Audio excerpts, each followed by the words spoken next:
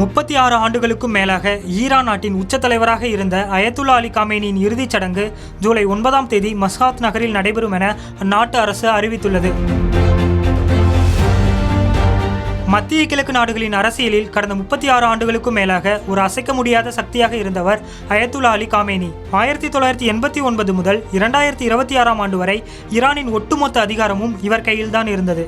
இந்த சூழலில்தான் கடந்த பிப்ரவரி மாதம் 28ஆம் தேதி ஈரான் மீதான அமெரிக்கா மற்றும் இஸ்ரேலின் கூட்டு தாக்குதலில் அயத்துல்லா அலி காமேனி கொல்லப்பட்டார்.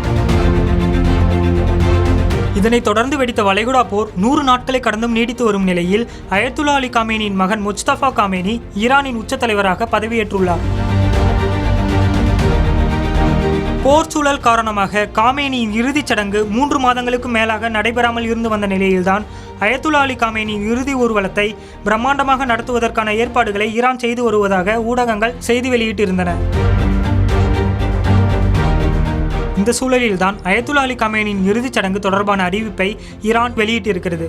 இது குறித்தான அறிக்கையில் ஜூலை 4ஆம் தேதி முதல் ஜூலை 9ஆம் தேதி வரை தெஹ்ரான், கோம் மற்றும் மஸ்காத் ஆகிய நகரங்களில் அயத்துல்லா அலி காமேனியின் இறுதி ஊர்வலம் நடக்கும் எனவும், ஜூலை 9ஆம் தேதி மஸ்காத் நகரில் உள்ள இமாம் ரெசா அவர்களின் புனித ஆலயத்தில் காமேனியின் உடல் நல்லடக்கம் செய்யப்படும் எனவும் தெரிவிக்கப்பட்டுள்ளது. காமேனியின் இறுதிச் சடங்கில் ஈரான் மட்டுமின்றி பல்வேறு நாடுகளைச் சேர்ந்த தலைவர்கள், மதகுருமார்கள் மற்றும் பொதுமக்கள் பங்கேற்பார்கள் என எதிர்பார்க்கப்படும் நிலையில் 2 கோடி பேர் வரை பங்கேற்க வாய்ப்பிருப்பதாக ஈரான் ஊடகங்கள் செய்தி வெளியிட்டுள்ளன.